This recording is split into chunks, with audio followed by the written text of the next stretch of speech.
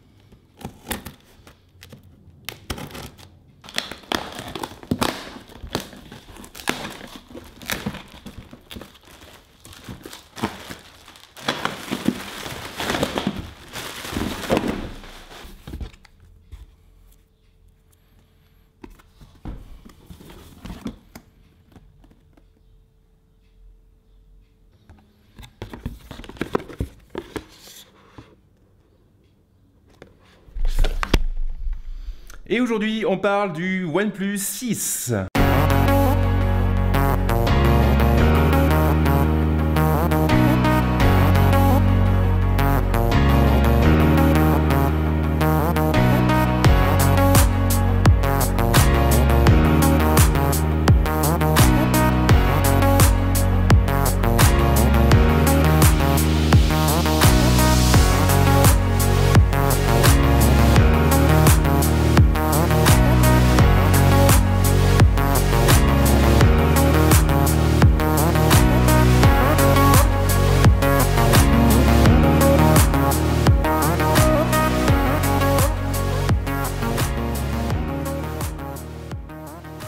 Alors je ne vais pas vous refaire tout l'historique. OnePlus est une boîte assez jeune, assez récente, qui a pris le parti de proposer des téléphones haut de gamme à un prix très attractif. Le OnePlus 6 s'inscrit pleinement dans cette dynamique et ce fameux téléphone, il a tout d'un flagship, sauf le prix. OnePlus a organisé une conférence de presse à Londres pour présenter son OnePlus 6 en mai. Malheureusement, je n'ai pas pu m'y rendre, j'avais autre chose sur le feu. Mais le constructeur a eu l'extrême gentillesse de m'envoyer un exemplaire de son téléphone à la maison. Alors bien sûr, on aura l'occasion d'en parler longuement au travers d'un test le plus complet possible, mais en attendant cette vidéo, eh bien, on va déjà attaquer avec la prise en main du téléphone. Dans cette séquence, on va aller droit à l'essentiel et on va s'intéresser finalement à ce qu'on trouve dans la boîte et donc aux accessoires qui sont vendus avec le terminal, et puis on enchaînera après avec son design et son ergonomie. Et alors ce qui est très chouette aussi, c'est que OnePlus m'a fait parvenir ces nouveaux écouteurs sans fil, des écouteurs qui ont eux aussi été présentés durant la conférence de presse de Londres. Alors bien sûr, on aura l'occasion d'en reparler plus en avant dans mon test, mais on va tout de même profiter de cette vidéo pour les déballer ensemble et voir à quoi ils ressemblent et surtout ce qu'ils proposent.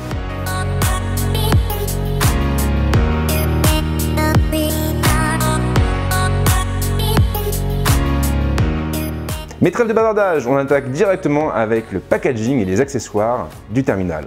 Pas de grosse surprise au niveau de la boîte, cette dernière verse allègrement dans le minimalisme. Entièrement blanche, elle comporte en tout et pour tout le logo de la marque et le numéro du téléphone avec un slogan sur les flancs. Les mentions légales habituelles sont situées au dos de la boîte, de même pour toutes les infos en lien avec le modèle placé à l'intérieur. Dans ce cas précis, OnePlus m'a fait parvenir la version Mirror Black en 128 Go. En ouvrant le capot supérieur de la boîte, on tombe directement sur le OnePlus 6 placé dans un bel écrin rouge. L'appareil est imposant mais il n'est pas très lourd. Il faut en effet rappeler qu'il est doté d'une coque en verre et non en métal. Le socle sur lequel a été placé le terminal est en réalité une boîte. Et cette dernière renferme pas mal de choses. À l'intérieur, nous retrouverons effectivement la notice, le guide de mise en route rapide, l'épingle utilisée pour ouvrir la trappe des cartes et une coque en plastique transparente. Et les accessoires se trouvent en dessous. Ici, on trouve un chargeur rapide et un câble de charge et de synchro. OnePlus a effectivement fait l'impasse sur le kit main libre et cela n'a rien de surprenant compte tenu du positionnement tarifaire du terminal.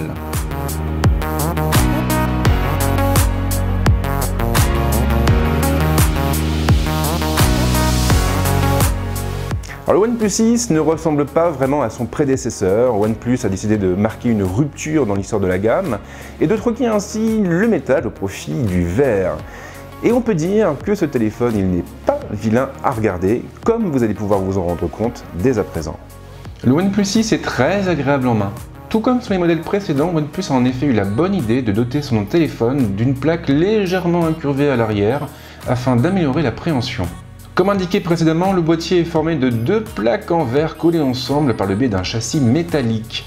Sur le modèle Mirror Black, la plaque arrière est d'un noir brillant et le rendu est franchement superbe. En revanche, la plaque semble aussi très salissante et les plus tatillons auront donc tout intérêt à opter pour une version mate ou bien à se tourner vers une coque de protection. L'écran est immense et la dalle est entourée par de fines bordures. Ici, le constructeur a été un peu plus loin que sur le modèle précédent et c'est une bonne chose. En revanche, la partie supérieure de l'écran est coupée une fois de plus par une encoche dont la taille est proche de celle du P20 et du P20 Pro. L'ergonomie change un peu. Si les deux boutons du volume sont toujours placés sur la tranche gauche, l'interrupteur des alertes bascule pour sa part sur le flanc droit, à quelques centimètres au-dessus du bouton de mise sous tension. Pas sûr que ce changement rende la pièce plus accessible. La connectique est ramassée sur la tranche inférieure, et en plus du port USB Type C, on trouve à cet endroit la grille des haut-parleurs et la prise casque. Le OnePlus 6 ne fait effectivement pas l'impasse dessus et c'est une bonne chose.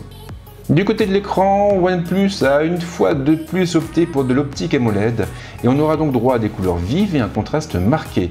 À première vue, la dalle semble être de bonne qualité et cela n'a rien de surprenant compte tenu des habitudes de la marque.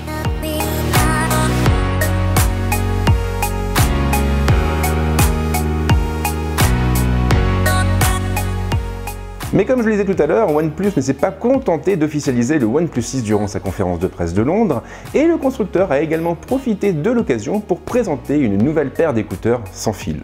Et ces écouteurs, on va justement les déballer ensemble. La boîte des Bullet Wireless verse elle aussi allègrement dans le minimalisme, mais elle comporte tout de même un visuel stylisé en façade. Les mentions légales et les données techniques se trouvent pour leur part à l'arrière. L'intérieur de la boîte est extrêmement bien organisé. La partie de gauche regrouperait ainsi la housse de transport des écouteurs, une housse d'un rouge immaculé et une autre boîte dans laquelle nous trouverons les différents embouts d'oreilles livrés avec le produit. OnePlus n'a d'ailleurs pas fait les choses à moitié, car en plus des deux tailles d'embouts supplémentaires, le constructeur a également placé dans la boîte deux paires d'attaches différentes pour permettre au casque de s'adapter à toutes les morphologies. La partie de droite renferme une autre boîte dans laquelle ont été placés les Bullet Wireless et leur guide de mise en route rapide. Les écouteurs sont assez sobres, OnePlus a opté pour un plastique noir avec quelques touches rouges au niveau des oreillettes. Le tour du cou semble assez confortable et la télécommande propose toutes les commandes habituelles. Les boutons volume plus et volume moins ont été marqués afin de les rendre plus faciles à trouver du bout des doigts. Moins citadins que les excellents Jabra Elite 65T, les Bullet Wireless semblent en revanche plus adaptés à une activité sportive. On reviendra plus en détail sur leur performance audio dans mon test.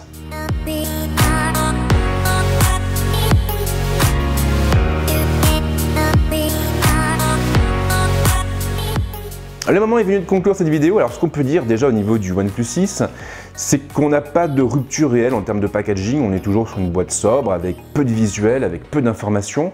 Les accessoires, eux, se réduisent au strict minimum et c'est un peu normal parce que le OnePlus 6, il a tout de même une particularité qui est très intéressante. Il est proposé à un tarif situé sous la barre des 600 € et on peut dire qu'à l'heure actuelle, c'est plutôt rare pour un flagship. Du coup, OnePlus a bien évidemment dû faire quelques concessions et ces concessions, la firme les a faites au niveau des accessoires, ce qui peut aisément se comprendre. Alors en même temps, c'est vrai qu'un kit main libre est peu utilisé et là en l'occurrence, si vraiment on a besoin de nouveaux écouteurs, on pourra facilement s'orienter vers le nouveau produit présenté à Londres et donc vers ces nouveaux écouteurs sans fil qui feront sans doute le taf et qui offriront, à mon avis, un rendu sonore bien meilleur que celui des kits main libres habituellement fournis avec les téléphones vendus sur le marché. Alors au niveau du design, le téléphone est très joli, c'est sûr. La coque en verre, elle est vraiment magnifique. Maintenant, il faut tout de même préciser, il faut tout de même savoir et noter que le OnePlus 6 n'intègre pas de système de chargement sans fil et c'est un peu dommage parce que techniquement, il aurait très bien pu le proposer. L'autre sujet qui fâche, c'est bien évidemment l'encoche. Aujourd'hui, tous les constructeurs l'ont intégré à leur flagship, enfin tous, à l'exception évidemment de HTC et de Samsung. Et il faut avouer que ça me laisse un petit peu perplexe. Alors pourquoi? Eh bien, tout simplement parce que sur un téléphone comme l'iPhone X, la présence de cette encoche, elle est justifiée. Elle est justifiée par deux points.